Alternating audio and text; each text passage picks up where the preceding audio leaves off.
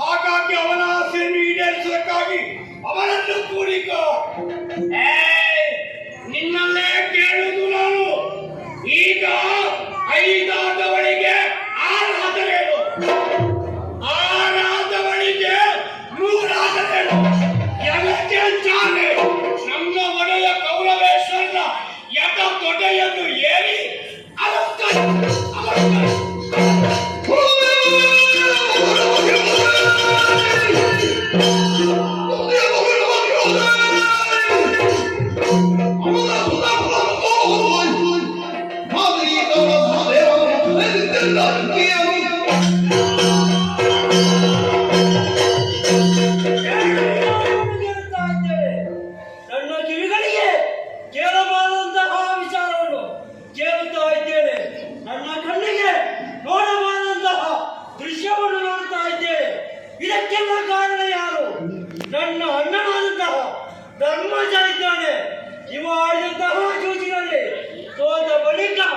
ಈ ರೀತಿಯಾದಂತಹ ಪರಿಸ್ಥಿತಿ ನಮಗೆ ಎದುರಾಗಿದೆ.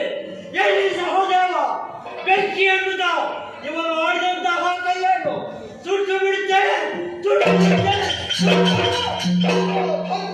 ಧರ್ಮ ಇಷ್ಟೆಲ್ಲ ನಡೀತಾ ಉಂಟಲ್ಲ, ಇದು ನಮ್ಮ ಕರ್ಮ.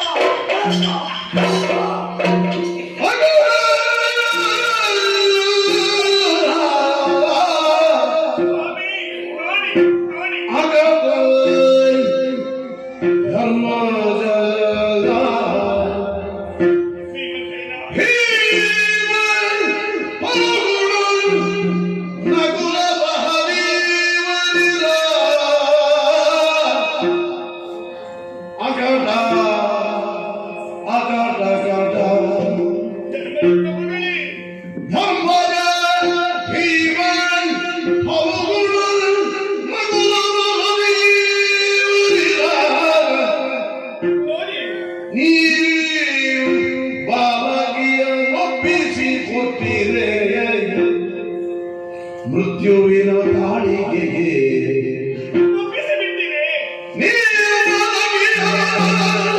ಒಪ್ಪಿಸಿ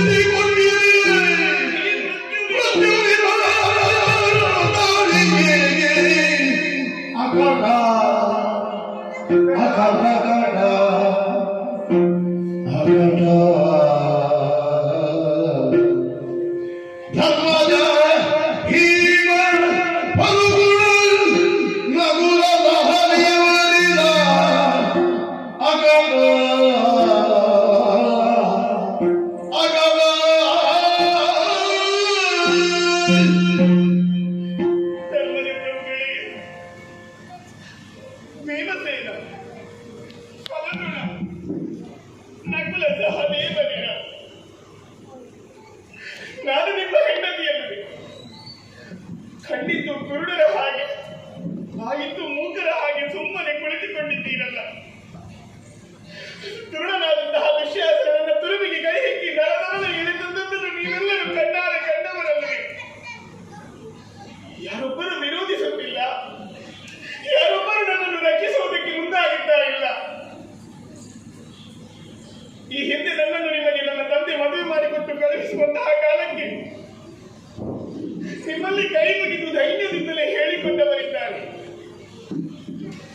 ನನ್ನ ಕಣ್ಣನ್ನೇ ಕಿತ್ತು ನಿಮ್ಮ ಕೈಗೆ ಇಡುತ್ತಾ ಇದ್ದೇನೆ, ನನ್ನ ಕರುಣ ಬಳ್ಳಿಯನ್ನೇ ನಿಮಗೆ ಒಪ್ಪಿಸುತ್ತಾ ಇದ್ದೇನೆ. ಅವಳನ್ನು ಪ್ರೀತಿಯಿಂದ ರಕ್ಷಿಸಬೇಕು, ಸಾಕಬೇಕು ಎನ್ನುವ ಹಾಗೆ ಧರ್ಮದಲ್ಲಾಗಲಿ, ಅರ್ಥದಲ್ಲಾಗಲಿ, ಕಾಮದಲ್ಲಾಗಲಿ, ಮೋಕ್ಷದಲ್ಲಾಗಲಿ ಅವಳನ್ನು ಅತಿಕ್ರಮಿಸಕೂಡದು ಎನ್ನುವ ಹಾಗೆ ಅದು ಒಪ್ಪಿಕೊಂಡಂತಹ ನೀವು ಇನ್ನೇಕೆ ಸುಮ್ಮನಾಗಿರಿ, ಮೌನವಾಗಿದ್ದೀರಿ? ಇದೇನು ಧರ್ಮವೇ? ಇದೇನು ಅರ್ಥವೇ? ಇದೇನು ಕಾಮವೇ? ಅಲ್ಲ, ಮೋಕ್ಷವನ್ನು ಪಡೆಯುವುದಕ್ಕೆ ಇದೇನು ದಾರಿ? ಇಲ್ಲ ಇಲ್ಲ, ನೀವೆಲ್ಲರೂ ನನ್ನನ್ನು ಈ ಮೃತ್ಯುವಿನ ಕೂಪಕ್ಕೆ ತುಡಿ ಹಾಕಿದ್ದೀರಿ. ನೀವಾಡಿದಂತಹ ದ್ಯೂತ ಇಂದು ನನ್ನನ್ನು ಈ ಸಭೆಯಲ್ಲಿ ಅಳುವ ಹಾಗೆ ಮಾಡಿಬಿಟ್ಟಿತು. ದ್ಯೂತದಲ್ಲಿ ಸೋತಂತಹ ನೀವು ಉತ್ತರಿಸುವ ಆ ಹಕ್ಕನ್ನೇ ಕಳೆದುಕೊಂಡಿರಿ. ಆದರೆ ಈ ಸಭೆಯನ್ನು ಸಾಮಾನ್ಯ ಸಭೆ ಇದ್ದಾರಲ್ಲ,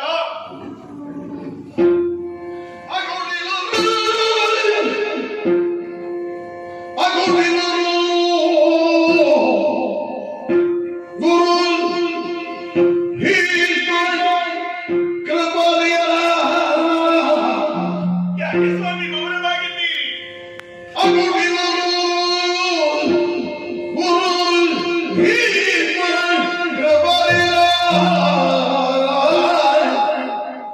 ಸಕಲ ಧರ್ಮವರಿದವರು ಎಲ್ಲರನ್ನು ತಿಳಿದುಕೊಳ್ಳುವೆ ನೀವು. ಸಕಲ ಧರ್ಮವರಿದವರು ದುರ್ಮುಖರಿಗರು ಸುಮ್ಮನಿಗೆ ಯಾಕೆ ಸುಮ್ಮನಿದ್ದೀರಿ? ಸಕಲ ಧರ್ಮವರಿದವರು ದುರ್ಮುಖರಿಗರು ಸುಮ್ಮನಿಗೆ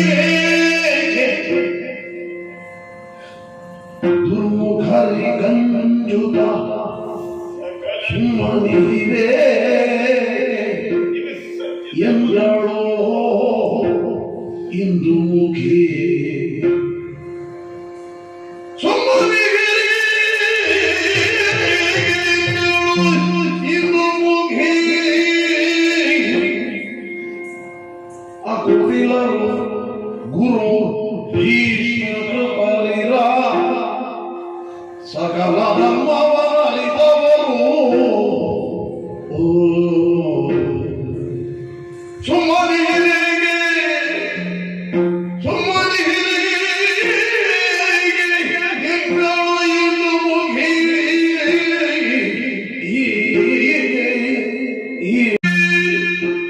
ಈ ಸಭೆಯನ್ನು ಸಾಮಾನ್ಯ ಸಭೆಯಲ್ಲ, ಅಖಂಡ ಆರ್ಯಾವರ್ತದಲ್ಲಿ ಘನತೆ ಇದ್ದಂತಹ ಸಭೆ. ಈ ಸಭೆಯಲ್ಲಿರುವಂತಹ ನೀವೆಲ್ಲರೂ ಯಾಕೆ ಸುಮ್ಮನೆ ಕುಳಿತುಕೊಂಡಿದ್ದೀರಿ? ನೋಡಬಾರದೆ? ಒಂದೆಡೆಯಲ್ಲಿ ಕಾಣಿಸುತ್ತಾ ಇದ್ದಾರೆ ಭೀಷ್ಮಾಚಾರ್ಯರು. ಲೋಕದಲ್ಲಿ ಕಾಣುವಂತಹ ಎಲ್ಲ ಹೆಣ್ಣು ಮಕ್ಕಳು ತನ್ನ ತಾಯಿಯಾದಂತಹ ಗಂಗಾಭವಾನಿಗೆ ಸಮಾನರು ಎನ್ನುವ ಹಾಗೆ ಭೀಷಣವಾದಂತಹ ಪ್ರತಿಜ್ಞೆಯನ್ನು ಮಾಡುವುದರ ಮೂಲಕವಾಗಿ ಲೋಕದಲ್ಲಿ ಭೀಷ್ಮ ಎನ್ನುವಂತಹ ನೆಗಟ್ಟಿಗೆ ಪಾತ್ರರಾದವರಲ್ಲವೇ ನೀವು? ನಾನೊಬ್ಬಳು ಹೆಣ್ಣಲ್ಲವೇ? ನನ್ನ ಕಣ್ಣೀರು ನಿಮಗೆ ಕಾಣದೇ ಹೋಯಿತೆ. ಯಾಕೆ ಮೌನವಾಗಿ ಸುಮ್ಮನಿದ್ದೀರಿ? ಇತ್ತ ಕಡೆಯಲ್ಲಿ ನೋಡಿದರೆ ಎಂದಾದರೆ ಗುರುಗಳಾದಂತಹ ದ್ರೋಣಾಚಾರ್ಯರು, ಉಭಯಗಳ ವಿಲ್ಲೋದನೆನಿಸಿಕೊಂಡಂತಹ ಶಾಪಾದಪಿ ಶರಾದಪಿಯರಾದಂತಹ ದ್ರೋಣಾಚಾರ್ಯರು ಏನು ಮರೆಯದವರ ಹಾಗೆ ಸುಮ್ಮನೆ ಕುಳಿತುಕೊಂಡಿದ್ದೀರಲ್ಲ. ಈ ದುಷ್ಟ ಮಾಡುವಂತಹ ಕೃತ್ಯ ನಿಮಗೆ ಕಾಣಿಸುವುದಿಲ್ಲವೇ? ಇವರೆಲ್ಲರಿಗೂ ಅಕ್ಷರಾಭ್ಯಾಸವನ್ನು ಮಾಡಿದಂತಹ ಕೃಪಾಚಾರ್ಯರಿದ್ದಾರೆ. ನಿಮಗೂ ಇಲ್ಲಿ ನಡೆಯುವಂತಹ ನ್ಯಾಯ ಕಾಣಿಸುವುದಿಲ್ಲವೇ? ಪ್ರತ್ಯಕ್ಷ ಪರಶಿವನಿಗೆ ಸಮಾನನೆನಿಸಿಕೊಂಡಂತಹ ಅಶ್ವತ್ಥಾಮಾಚಾರ್ಯರು ಯಾಕೆ ಸ್ವಾಮಿ ಮೌನವಾಗಿದ್ದೀರಿ? ಹೆಣ್ಣು ಮಗಳಿಗೊಬ್ಬಳಿಗೆ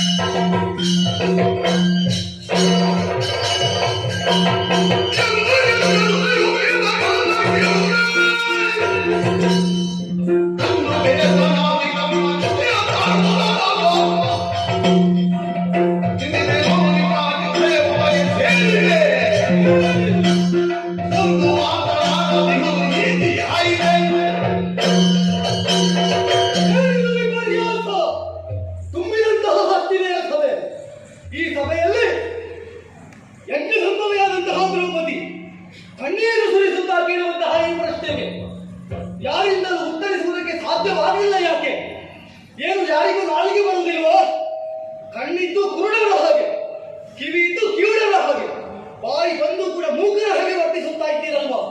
ಯಾಕೆ ಹೀಗೆ ಮಾಡುತ್ತಾ ಇದ್ದೀರಿ? ಈ ಸಭೆಯಲ್ಲಿ ಇರುವವರೇನು ಸಾಮಾನ್ಯದವರೇ? ಹತ್ತಿನೇ ಸಭೆ ಅಂದ್ರೆ ದೇವಲೋಕದ ಸುಧರ್ಮ ಸಭೆಗೆ ಸಮಾನವಾದಂತಹ ಈ ಸಭೆ. ಈ ಸಭೆಯಲ್ಲಿ ಹೆಣ್ಣೋರುಗಳು ಕೇಳುತ್ತಿರುವಂತಹ ಈ ಪ್ರಶ್ನೆ, ಹಾಗಂತಹ ಸಭೆಯಲ್ಲಿ ಇರುವವರೇನು ಸಾಮಾನ್ಯದವರ? ಒಂದು ಕಡೆಯಲ್ಲಿ ಸಾಮಂತರಿದ್ದಾರೆ, ಧೀಮಂತರಿದ್ದಾರೆ, ವೀರರಿದ್ದಾರೆ, ವಿಕ್ರಮರಿದ್ದಾರೆ.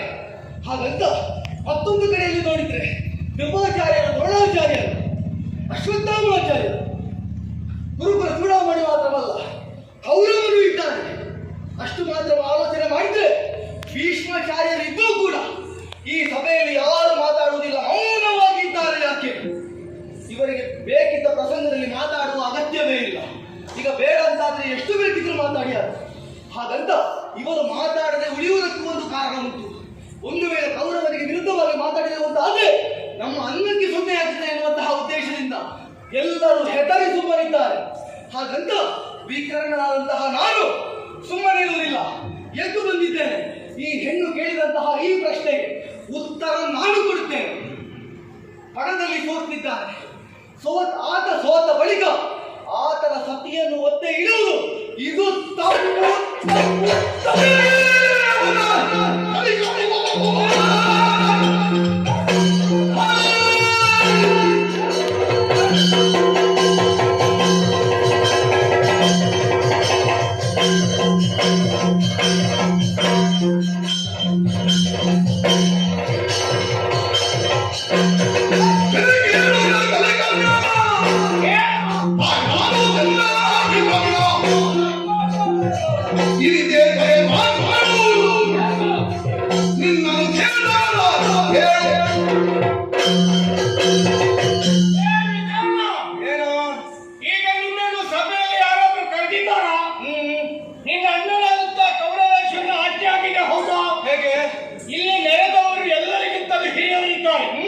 ಅವರೆಲ್ಲರೂ ಸುಮ್ಮನೆ ಬಾಯಿ ಮುಚ್ಚಿ ಕೂತಿದ್ರೆ ನೀನು ನೇರವಾಗಿ ಎದ್ದು ಬಂದು ನಿನ್ನಕ್ಕೆಂತದ್ದು ತೆಪ್ಪು ತಪ್ಪು ತಪ್ಪು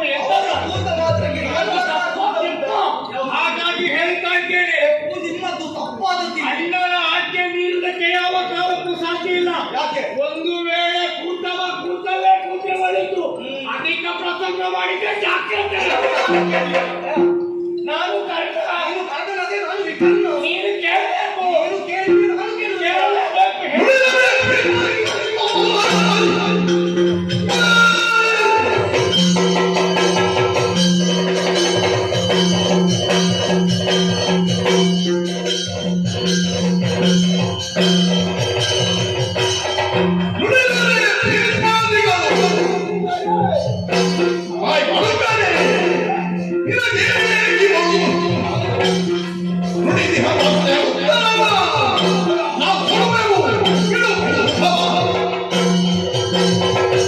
ನೀನು ಬಂದು ಆಡ್ತಾ ಇದ್ದೀವಿ, ಎಲ್ಲರೂ ಪ್ರಸಂಗದಲ್ಲಿದ್ದಾರೆ, ನಾನು ಮಾತ್ರ ಪ್ರಸಂಗ ಬಿಟ್ಟು ಹೋಗಿದ್ದೇನೆ ಹಾಗೆ ಮಾತಾಡ್ತಾ ಇದ್ದೀನಿ. ಯಾಕೆ?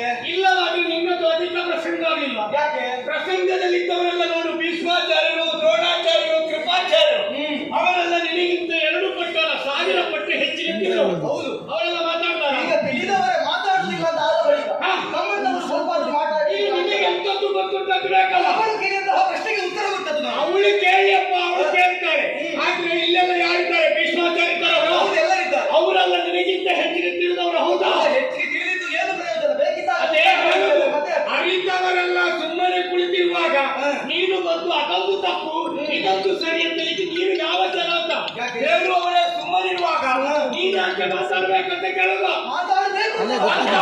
ಉಂಟು ನೀನು ಹೇಳಿದ್ರೆ ಕೇಳ್ತಾರೆ. ಕೂತ್ಕೊಳ್ಳಿಕ್ಕೆ ಮಾತ್ರ. ಮಾತಾಡಲಿಕ್ಕೆ ನಾವು ಅಲ್ಲಿಗೂ ಕೌರವೇಶ್ವರಿದ್ದ ನಿನ್ನ ಅಣ್ಣ. ಹೌದಾ? ನಿನ್ನ ಅಣ್ಣ ಹೇಳಿದ್ರೆ ಮಾತ್ರ ಹೇಳ್ಬೇಕು. ನಿನ್ನ ಅಣ್ಣ ಒಂದು ಈಗ ಸಂಜೆ ಮಾಡಿದ್ರೆ ನೀನು ಮತ್ತೆ ಯಾರು ಸುಮ್ಮನೆ ಇದ್ದಾರಾ? ಬಿಡು ವಾಯ್ನಪ್ಪ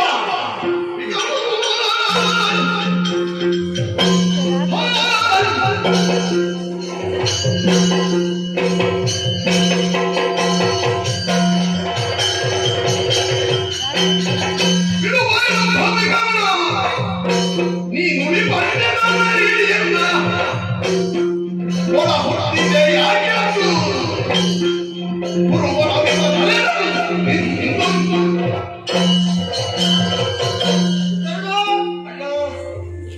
ನೀನು ಬೃಹಸ್ಪತಿಯಲ್ಲಿ ಪಾಠ ಕಲಿಯುವುದಕ್ಕೆ ಯಾವಾಗ ಹೋದದ್ದು? ಹೋಗುವ ಅಗತ್ಯ ಇಲ್ಲ.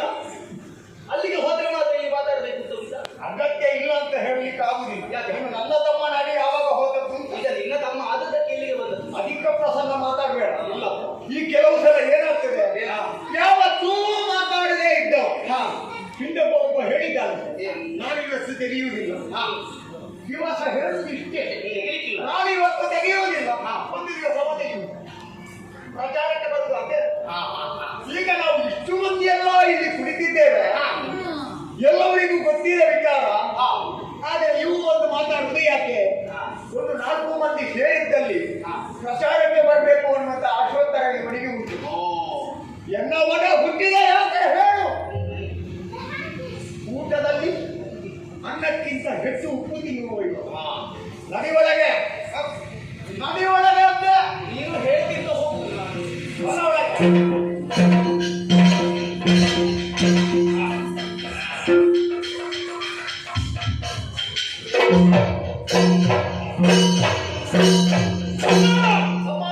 ಏನಿಲ್ಲಿ ಗಲಾಟೆ ಮಾಡೋದು? ಅವನನ್ನ ತಮ್ಮ ವಿಚಾರ ಏನಂತ ಅವನಿಗೆ ಅವನಿಗೆ ಉತ್ತರ ಬೇಕಂತೆ.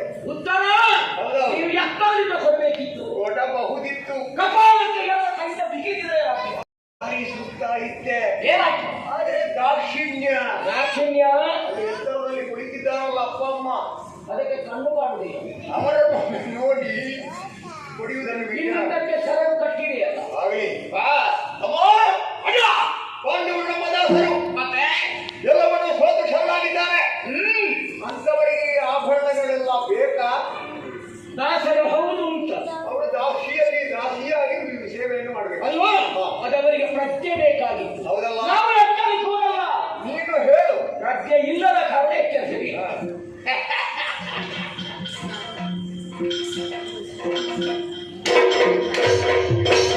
ಧರ್ಮರಾಯ ಧರ್ಮರಾಯಿ ಧರ್ಮಕ್ಕೆ ರಾಯ ತಲೆ ತಗ್ಗಿಸಿದ್ದಾನೆ. ಎತ್ತುವುದಕ್ಕೆ ಆಗುವುದಿಲ್ಲ. ಕಟ್ಟಿದ ಕಿರೀಟ ಬಾರಾಗಿದೆ. ಇವನಿಗೂ ಒಂದು ಮುಖ ಅಂತ ಇದ್ರೆ ಹೀಗೆ ಆಡುತ್ತಿದ್ರ ಈಗ.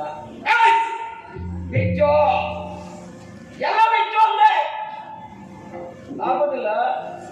ಬಿಚ್ಚಿಸಬೇಕಾ? ಆಡಬೇಕಾ? ಆಡನ್ನು ಕಳಿಸಿದ್ರೆ ಬತ್ತಾಲೆ ಮಾಡಬೇಕು.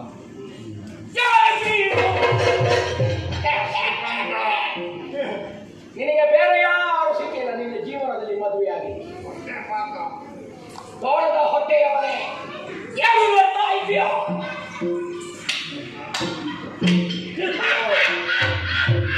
ನಿನ್ನ ದೊಡ್ಡ ಕಿರೀಟ ಉಂಟಲ್ಲ ಅವರು ಬಿಚ್ಚೋ ಬಿಚ್ಚೊಮ್ಮೆ.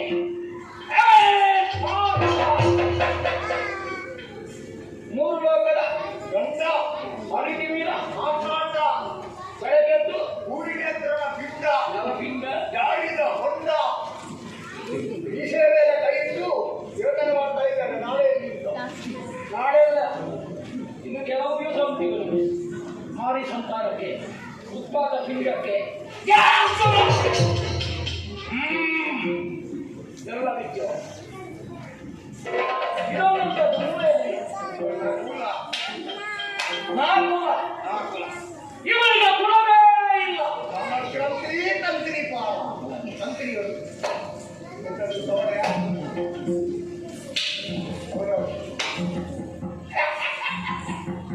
ಅದೇ ಆಗಿತ್ತು.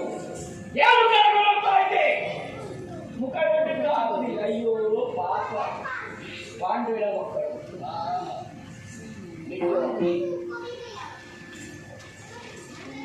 ಅವರ ಗೊತ್ತಾನೆಂದರೆ ಗೊತ್ತಾಗ್ತದೆ. ಬಹಳ ಹಿಂದ ಇದ್ದಾನೆ. ನೀನು ಹೇಳಿದ ಹಾಗೆ ಅವನು ಸದ್ಯಕ್ಕಂತೂ ಮುಂದೆ ಬರುವ ಹಾಗೆ ಮುಂದೆ ಬರುವುದಿಲ್ಲ, ಈಗ ಆಗೋಗಿಲ್ಲ. ಅಲ್ಲ, ಈ ಸಲ ಬರಲಿಕ್ಕಿಲ್ಲ. ಹಾಗೆ ಯಾವಾಗ ಪಾಂಡವರೆಲ್ಲ ಆಭರಣಗಳನ್ನು ಕಳೆದಿಟ್ಟಿದ್ದಾರೆ.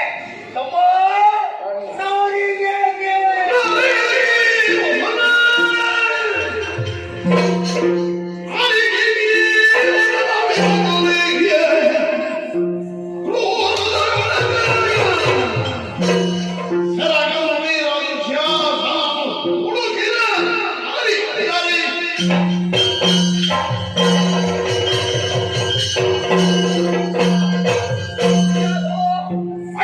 ಗಂಡಂದಿರಿಗೆಲ್ಲ ಬಂದ ಸೌಭಾಗ್ಯ ಸಂಪತ್ತು ಹೆಂಡತಿಯಾದವಳಿಗೆ ಬೇಕಾ? ಹೆಂಡತಿ ಹೌದು ಅಂತ ಆದ್ರೆ ಗಂಡನ ಹಾಗೆ ಇರಬೇಕು. ನೆಟ್ಟಗೆ ನಿಂತಿದ್ದಾಳಲ್ಲ, ಬಿಮ್ಮನೆ. ಹಾಗಾಗಿ ಹಾ, ಹೋಗಿ ಹೇಳು. ಏನಂತ? ಆಭರಣ ವಸನ ಬಂದಲ್ಲೋ ಕಳಂಜಲಿ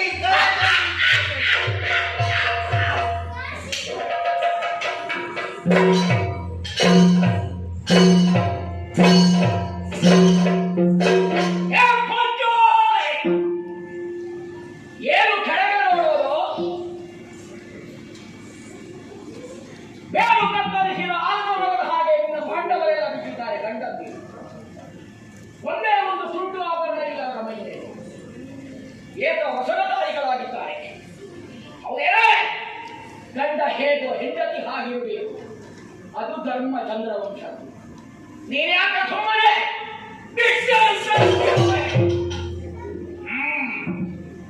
ಕಳಚು ಕಳಚು ಇಲ್ಲ. ಏನಂತೆ ತಮ್ಮ? ಅಣ್ಣ ತಮ್ಮ ಮಾತಿಗೆ ಸ್ಪಂದಿಸುವುದಿಲ್ಲ. ಏನಾಗ್ಬೇಕಂತ? ತಲೆಯೊಂದು ಆಡ್ತದೆ, ಉತ್ತರ ಇಲ್ಲ. ಬಿಚ್ಚುವುದಿಲ್ಲ. ಉತ್ತರ ಇಲ್ಲ. ಇಲ್ಲ.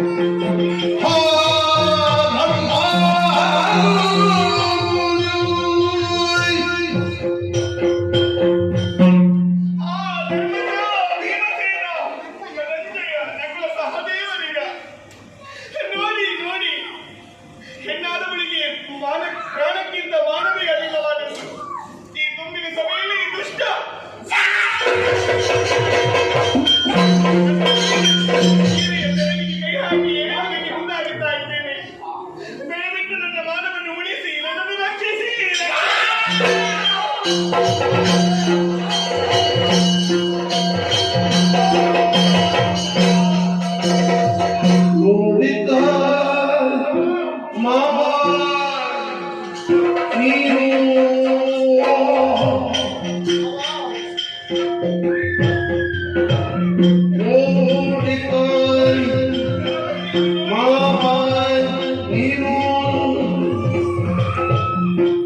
ನಿನ್ನಯ ಮಗ ಮಾಡುವ ಅನ್ಯಾಯವನ್ನು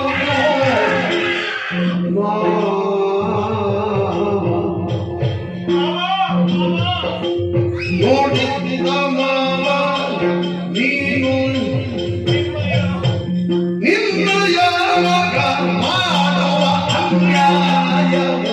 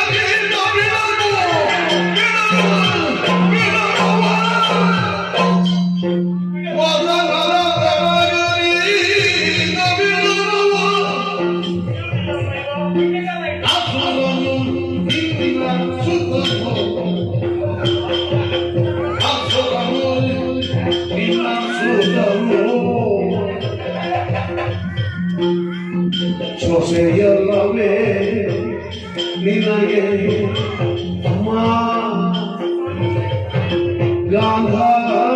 ಗಾಂಧಾರಿ ದೇವಿ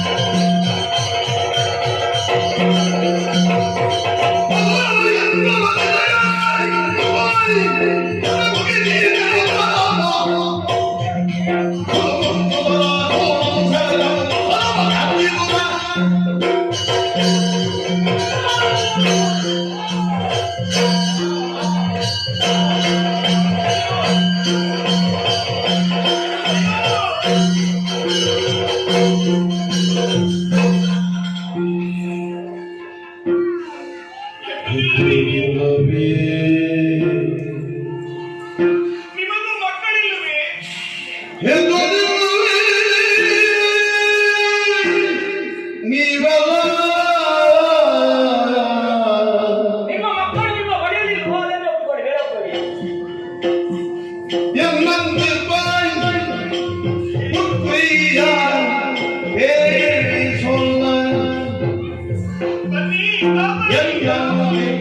ಬುದ್ಧಿಯ ಬೇಡಿ ಸೊಲ್ಲಾಗ ನನಗೆ ಸ್ವಲ್ಪ ಬುದ್ಧಿ ಹೇಳಿ. ಎತ್ತುವುದಿಲ್ಲವೇ ನೀ ಬೆಲ್ಲ ಎಲ್ಲ ಬುದ್ಧಿಯ ಬೇಡಿ ಹೊತ್ತಾಲೆಯುಳು ಬಿದ್ದು ಫಲಿತಾವು ಸತ್ಯವಿಲ್ಲದೆ ಹೋದುದು ಹೊತ್ತಾಲೆಯುಳು ಬಿದ್ದು ಫಲಿತಾವು ಸತ್ಯವಿಲ್ಲದೆ ಹೋದುದು ಸತ್ಯವಿಲ್ಲದೆ ಹೋದುದು ಹೆತ್ತುವುದಿಲ್ಲವೇ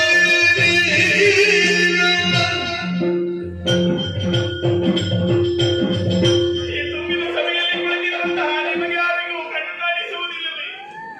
ಯಾಕೆ ಕಣ್ಣನ್ನು ಕಾಣಿದ ಹಾಗೆ ಮೌನವಾಗಿ ಸುಮ್ಮನೆ ಉಳಿದಿದ್ದೀರಿ? ನಿಮ್ಮ ಮನೆಯಲ್ಲಿಯೂ ಹೆಣ್ಣು ಮಕ್ಕಳಿಲ್ಲವೇ? ನೀವು ಹೆಣ್ಣು ಮಕ್ಕಳಿಗೆ ಜನ್ಮವನ್ನು ನೀಡಿದ್ದಿಲ್ಲವೇ?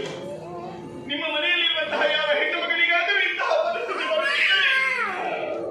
ಇದೇ ರೀತಿಯಾಗಿ ಮೌನವಾಗಿ ಉಳಿಯುತ್ತಿದ್ದೀರಿ. ಇಲ್ಲವಲ್ಲ, ಅವಳ ರಕ್ಷಣೆಗೆ ನೀವು ಹೋಗುತ್ತಿದ್ದೀರಲ್ಲ. ಈಗ ದ್ರೌಪದಿಗಾಗುವಂತಹ ಈ ಕಷ್ಟವನ್ನು ಕಂಡು ಕಾಣದ ಹಾಗೆ ಸುಮ್ಮನೆ ಕುಳಿತಿದ್ದೀರಲ್ಲ. ಯಾಕೆ ಈ ಮೌನ? ಹಾವಿನ ರಕ್ಷಣೆಯನ್ನು ಹುತ್ತ ಮಾಡುತ್ತದೆ. ಆ ಹುತ್ತದ ಬಳಿಯಲ್ಲಿ ಹಾವು ಸತ್ತು ಬಿಟ್ಟಿದ್ರಿ ಎಂದಾದರೆ ಅದು ಹಾವಿಗಳ ಅಪಮಾನ, ಅದು ಆ ಹುತ್ತದ ಅಪಮಾನ. ತುಂಬಿದ ಸಭೆಯಲ್ಲಿ ಹೆಣ್ಣುಮಕ್ಕಳಿಗಾಗುವಂತಹ ಅಪಮಾನ ಅದು ನನಗೆ ಮಾತ್ರ ಅಲ್ಲ, ಹೆಣ್ಣು ಕುಲಕ್ಕೆ ಅಪಮಾನ. ಹಾಗಾಗಿ ಈ ದುರ್ಗಳಿಂದ ನನ್ನನ್ನು ರಕ್ಷಿಸಿ, ಉಳಿಸಿ.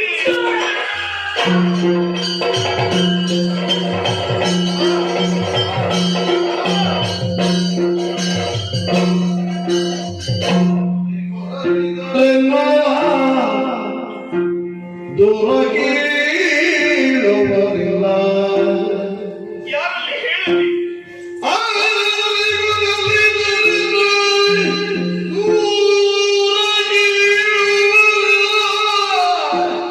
ಯಾರು ಕೇಳಬೇಡಿ ಇವಳ ದೂರಲ್ಲಿ.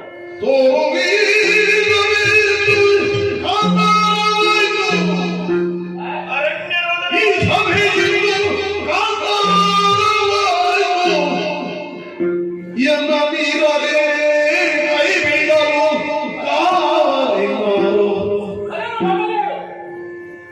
ನೀರಲೇ ಕೈ ಬಿಡಲು ಕಾವಲಿನ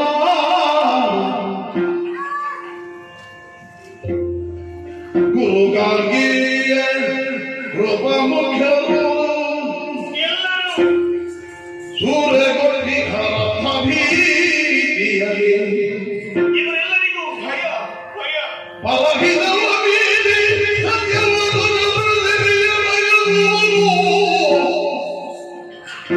ಪಲಹಿದವ ಬೀದಿ ಸತ್ಯವ ಸುತ ಸಿದ್ಧಿಯ ಭಯದೂರು ಗಾಂಧಾರಿದರಾರು ಇವರಿರುವರು ಇನ್ನಾರ ಮಗಿಗತಿ ಕೃಷ್ಣ ಕೃಷ್ಣ ಕೃಷ್ಣ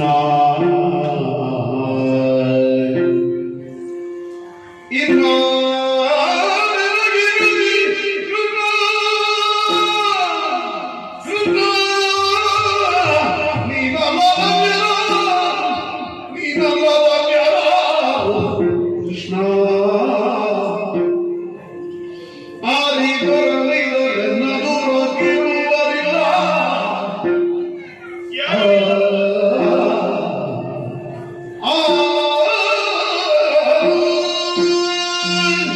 ಹೆಣ್ಣಿನ ಮಾನ ಹೋಗುವಂತಹ ಕಾಲದಲ್ಲಿ ಉಳಿಸಬೇಕಾದದ್ದು ಗಂಡನ ಕರ್ತವ್ಯ. 5 ಮಂದಿ ಗಂಡಂದಿರನ್ನು ಹೊಂದಿದ್ದರೂ ಕೂಡ ಇವರೆಲ್ಲರೂ ನನ್ನ ನೋಟಕರಾಗಿ ಸುಮ್ಮನೆ ಉಳಿದಿದ್ದಾರೆ. ನನ್ನ ಮಾನವನ್ನು ಉಳಿಸುವುದಕ್ಕೆ ಅವರಿಂದ ಸಾಧ್ಯವಾಗುತ್ತಾ ಇಲ್ಲ.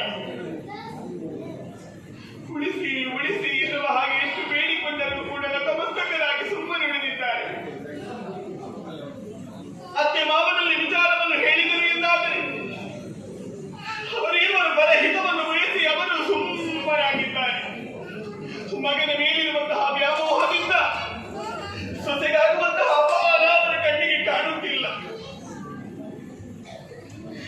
ಈ ಸಭೆಯಲ್ಲಿ ಕುಳಿತಿರುವಂತಹ ಭೀಷ್ಮಾಚಾರ್ಯರಾಗಿರಬಹುದು, ದ್ರೋಣಾಚಾರ್ಯರಾಗಿರಬಹುದು, ಕೃಪಾಚಾರ್ಯರಾಗಿರಬಹುದು, ಅಶ್ವತ್ಥಾಮಾಚಾರ್ಯರಾಗಿರಬಹುದು, ಇವರೆಲ್ಲರೂ ಮೌನಮುದ್ರೆಯಲ್ಲಿ ತಾನೇ ಸುಮ್ಮನುಳಿದಿದ್ದಾರೆ. ಯಾಕೆ?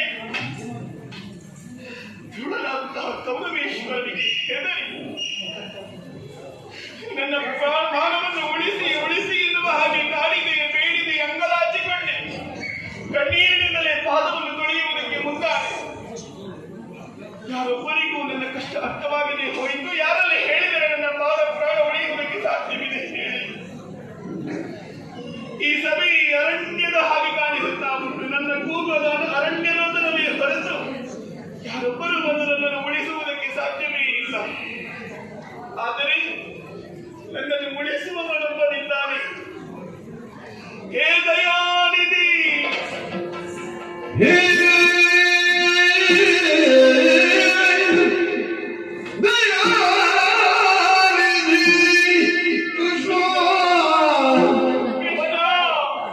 ಕೃಷ್ಣ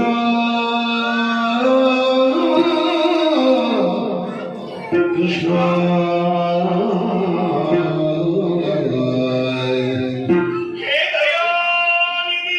ಹೇ ದಯಾನಿಧಿ, ಕೃಷ್ಣ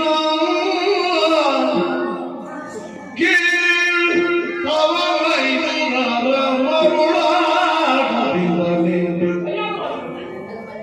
ಕೇಳ್ತವ ಮೈದುನರ ಮರುಳಾದಿಂದಲೇ ಹೋಗುವುದೆನ್ನಭಿಮಾನ, ಹೋಗುವುದೆನ್ನಭಿಮಾನ. ಈ ಗೌರವದಲ್ಲಿಲ್ಲ, ಈ ಗೌರವನ ಎದೆಯುವುದ ಹೋಗುವುದೆನ್ನ ಹೋಯ್ ಹೋಯ್ ಈ ಕೌರವನ ದೆಸೆಯಿಂದ ಈ ಕೂಡಲ ದೆಸೆಯಿಂದ ಮೈದು ಫಲವೇನೆಂದು, ಮೈದು ಫಲವೇನೆಂದು ಯಾರಿಗೆ ರೈತರೇನು ಫಲವಿದೆ? ಸಲಹು ಗದಾಧರ ಅಚ್ಯುತ ನರಗಭೂಧಮ ಮಾಧವ ವೈರಭವವೇ ನಿನ್ನು ಸಲಹು ಗದಾಧರಾಚ್ಯುತ ನರಗಭೂಧಮ ಮಾಧವ ಮಾಧವ ನರಕ ಸಂದನ ಓ ಮಾಧವ, ಮಾಧವ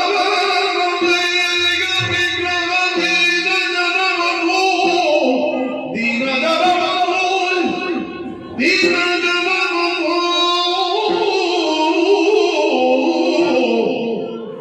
ಹೇ ದಯಾನಿಧಿ ಕೃಷ್ಣ ಕೃಷ್ಣ ಕೃಷ್ಣ ಕೃಷ್ಣ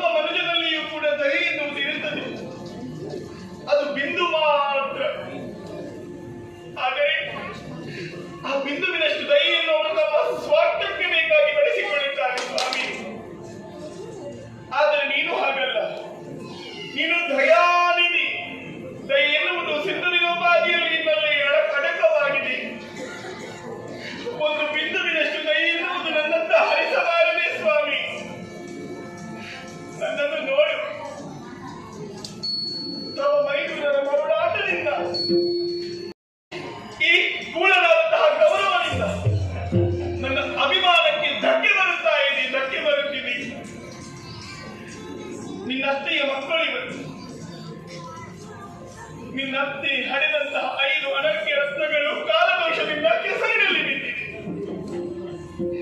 ಮೇಲೇಳುವುದಕ್ಕೆ ಪ್ರಯತ್ನಿಸಿದರೂ ಅವರಿಂದ ಸಾಧ್ಯವಾಗುತ್ತಿಲ್ಲ ತಂದೆ, ಸಾಧ್ಯವಾಗುತ್ತಾ ಇಲ್ಲ. ಓ ಕೇಶವ, ಮಾಧವ, ಮಧುಸೂದನ, ಗದಾಧರ, ನರಕ ಸೂದನ, ನನ್ನನ್ನು ಉಳಿತು ಕರುಣದಿಂದ ಕಾಯೋ. ಕರುಣಾದೇವಿಗಾಯೋ ಗೋವಿಂದ ಸ್ವಾಮಿ, ಕರುಣಾದಿಗಾಯೋ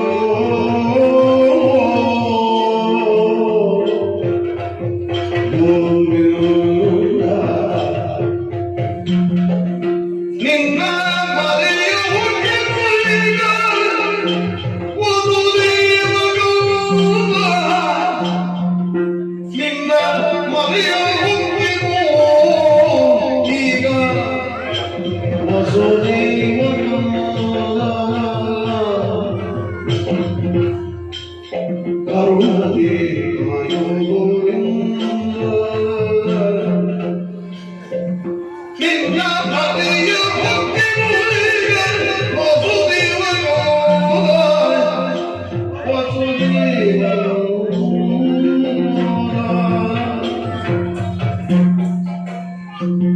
ಗತಿಹೀನರಿಗೆ ನೀನೆ ಗತಿಯೋ.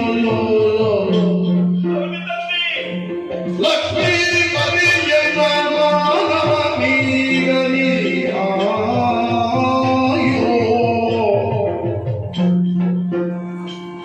ಗತಿಹೀನರಿಗೆ ನೀನೆ ಗತಿಯೋ. ಲಕ್ಷ್ಮೀ ಪತಿಯ ಮಾನವ ನೀಗನಾಯೋ.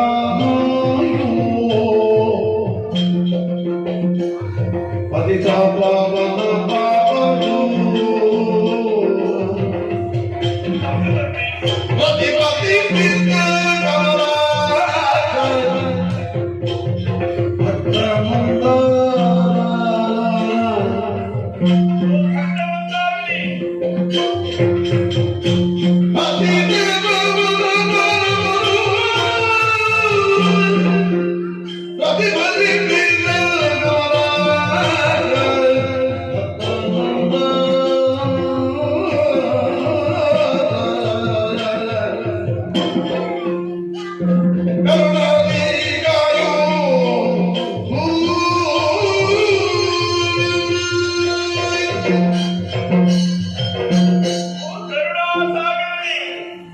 ನೋಡಿ ಸ್ವಾಮಿ, ನೋಡು. ಗೂಗಿಗಳ ಮರಿಗಳ ಮಧ್ಯದಲ್ಲಿ ಗಿಳಿ ಮರಿಯೊಂದು ಪಡುವಂತಹ ಕಷ್ಟವನ್ನು ನೀನು ಕಣ್ಣಾರೆ ಕಾಣು ಸ್ವಾಮಿ, ಕಾಣು. ಕಟುಕರನ್ನು ಕರುಣೆಯ ಕಣ್ಣಿನಿಂದ ಕಾಣುವಂತಹ ಕಾಮಧೇನು ನೀನಿದ್ದೀಯ. ಲೋಕದಲ್ಲಿ ಒಂದು ಹುಲುಗಟ್ಟಿ ಅಲುಗಾಡಬೇಕಾದರೆ ಅದು ನಿನ್ನ ಆಜ್ಞೆಯಿಂದಲೇ. ಯಾಕೆ ಸ್ವಾಮಿ ನನ್ನ ಮೇಲೆ ಕರುಣೆ ಎನ್ನುವುದು ಬಾರದೇ ಹೋಯಿತು? ಈ ಹಿಂದಕ್ಕಾದರೂ ಗಜೇಂದ್ರವರ್ಣ ಎನ್ನುವ ಹಾಗೆ ನೆಗಳುತ್ತೆಯನ್ನು ಹೊಂದಿರಲು ಕಷ್ಟದ ಸಂದರ್ಭದಲ್ಲಿ ಸರೋವರದಲ್ಲಿ ಇರುವಂತಹ ಕಮಲವನ್ನೇ ನಿನಗೆ ಅರ್ಪಿಸಿದಂತಹ ಕಾಲಕ್ಕೆ ಗಜೇಂದ್ರನನ್ನು ಉದ್ಧರಿಸಿದವ ನೀನು. ಈ ಕಾಲಕ್ಕಾಗುವಾಗ ದ್ರೌಪದಿಯ ಕೂಗೆನ್ನುವುದು ನಿನಗೆ ಕೇಳುತ್ತಿಲ್ಲವೇ? ನಮಗೆ ಯಾರೂ ಇಲ್ಲ, ಗತಿಯಿಲ್ಲ ಎನ್ನುವ ಹಾಗೆ ಅಳುವಂತಹ ಕಾಲದಲ್ಲಿ ನಾನಿದ್ದೇನೆ ಎನ್ನುವ ಹಾಗೆ ತೋರಿಸಿಕೊಡುವಂತಹ ಮಹಾತ್ಮಿತನಿದ್ದೀಯ. ಆದರೆ ತುಂಬಿದ ಸಭೆಯಲ್ಲಿ ನನಗಾಗುವಂತಹ ಈ ಅಪಮಾನವನ್ನು ಕಂಡು ಕಾಣದ ಹಾಗೆ ನೀನು ಸುಮ್ಮನುಳಿದಿರುವೆಯ? ಬಾ, ನನ್ನನ್ನು ಉಳಿಸು, ನನ್ನ ಮಾನ ಪ್ರಾಣವನ್ನು ರಕ್ಷಿಸು, ರಕ್ಷಿಸು. ತಂದೆ ತಾಯಿ ಯಾರು ಇಲ್ಲ. ಪಿತ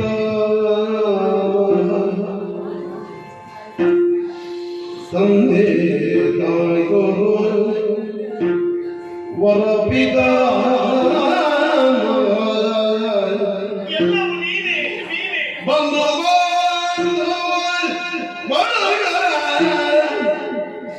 ನೀ ನನಗೆ ನಂಬಿದ ಎನ್ನ ಮಾವು ನಿಮ್ಮರಿ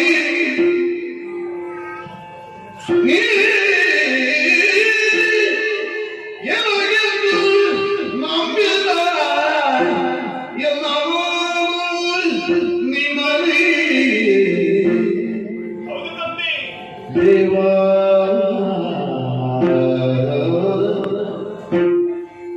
ಇಂದು ಶೋಕದೇಗಾಗಿ ಶಿಶುವನ್ನು ಬಂಧನ ಬಹುಮುಖಗಳು ಬೀಡಿಸುವುದು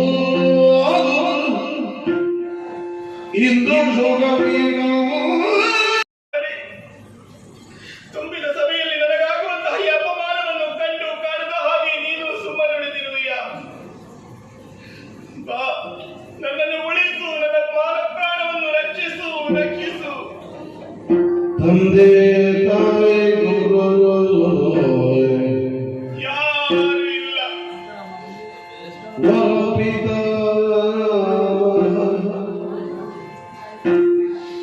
ತಂದೆ ತಾಯಿ ವರಪಿತ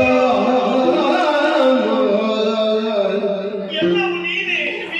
ಬಂದು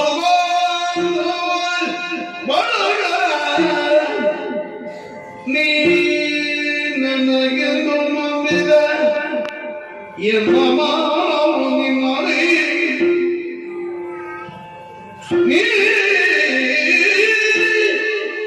ಎನಗೆಂದು ನಂಬಿದ ಎನ್ನ ಮಾವು ನಿಮ್ಮನೆ ಹೌದು ತಂದೆ. ದೇವಾ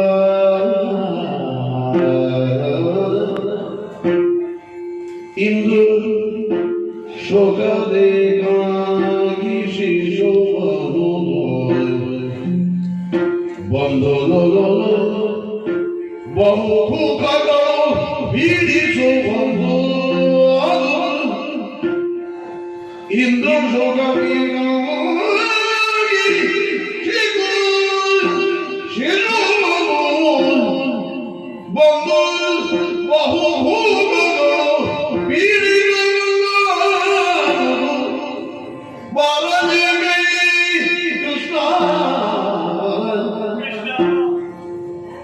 ಬಾರದೆ ಕೈ ಕೃಷ್ಣ ಕೃಪೆ ನಿನಗೆ ಕೃಪೆ ತೋರಿ ತಂದೆ.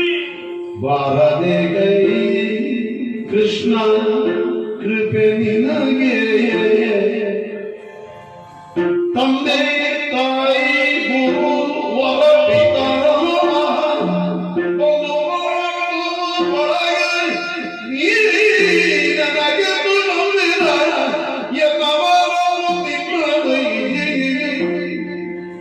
ದೇವ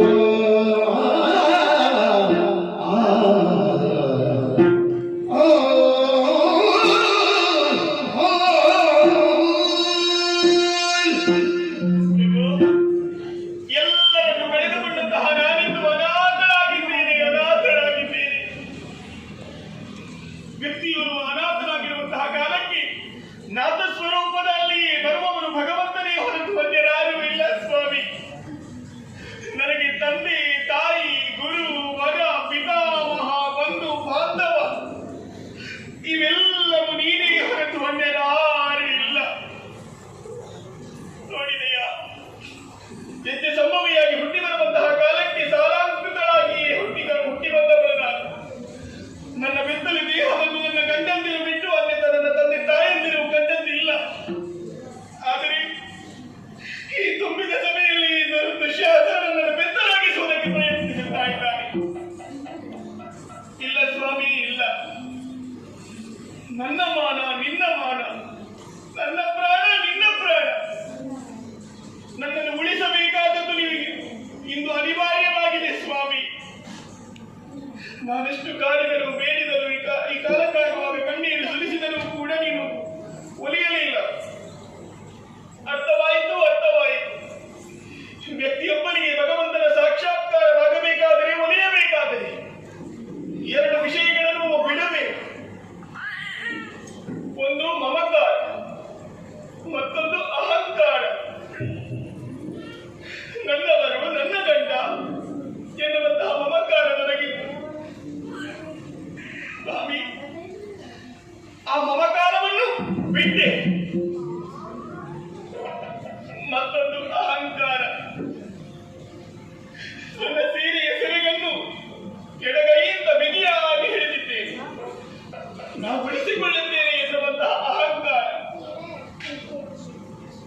ಸಾಧ್ಯವಾಗಲಿಲ್ಲ ಪ್ರಭು, ಸಾಧ್ಯವಾಗಲಿಲ್ಲ.